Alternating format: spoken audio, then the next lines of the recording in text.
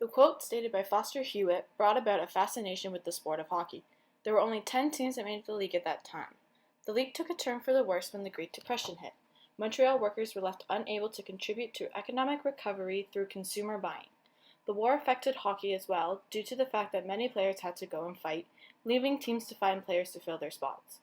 Only 6 teams were left in the league after the war, where Montreal dominated the NHL during the 50s and 60s with the help of Maurice Richard.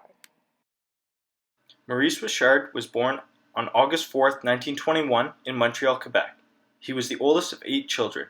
Maurice got his first pair of skates when he was 4 and learned to skate and play hockey on the frozen rivers in Montreal.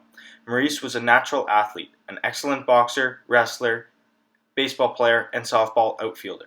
As a youngster, Maurice dreamed of seeing an NHL hockey game inside the Montreal Forum, but it was financially impossible, so he listened to the game on the radio. In September of 1942, he signed his first NHL contract with the Montreal Canadiens. His first season would end early after breaking his ankle. However, he did score 5 goals in 11 games. In the 1943-44 season, he came back stronger than ever and was nicknamed the Rocket due to his increased speed on the ice. He changed his number from 15 to number 9 in honor of his daughter's birth weight. Maurice scored 32 goals in 46 games as part of the punch line. Maurice would set the NHL record and become the first person to score 50 goals in 50 games. Many journalists were skeptical due to the fact that it was wartime and many players were encouraged to fight in the war. However, even when the soldiers returned, Montreal would beat Boston to win the Stanley Cup. Maurice would score 45 goals and win the Hart Trophy. On March 13, 1955, Montreal had a game in Boston. A fight broke out between Maurice Richard and a Boston Bruin. The linesman jumped in, grabbed Richard, while the Bruin continued to hit him.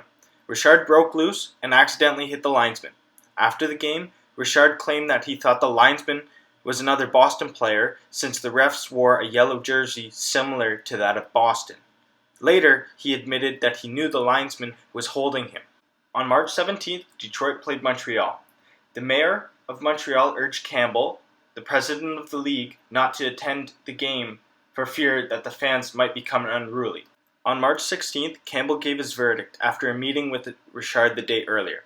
Campbell decided that Richard would be suspended for the rest of the season, regular season and playoffs. The French press was outraged, and Maurice thought the suspension was too harsh and thought it shouldn't affect the playoffs. Before the game, large crowds gathered at the entrance of the Montreal Forum calling for the resignation of Campbell. When Campbell and his future wife arrived at the game, things were tossed at them. At the end of the first period, a tomato was thrown that hit Campbell in the face, and then a tear gas bomb was thrown and exploded, causing everybody to run to the exits.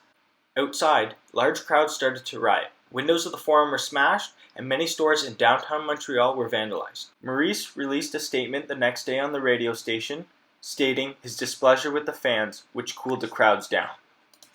Richard is considered a hero in the eyes of the people of Quebec.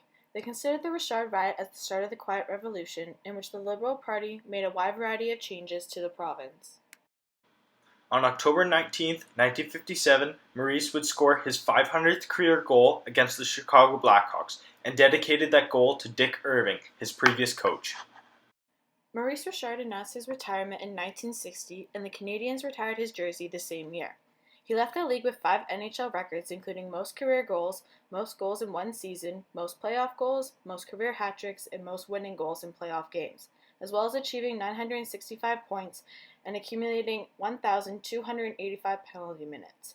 In 1961, he was inducted into the Hockey Hall of Fame, a well-deserved reward. In the early 90s, Maurice was elected in the Sports Hall of Fame and was honored at the closing of the Montreal Forum. A trophy is given out each year to the leading scorer of the NHL to commemorate his honor. Maurice Richard passed away after a fight with cancer at the age of 79. The funeral was held in an open setting where thousands of admirers came out to pay their respects, including Gordie Howe and Ted Lindsay, who helped carry his casket. Even though he grew up during the Great Depression and World War II, Maurice Richard overcame many injuries and refined his skill to win the hearts of many Canadians, and as well as become a hockey legend who will live on in the history books forever.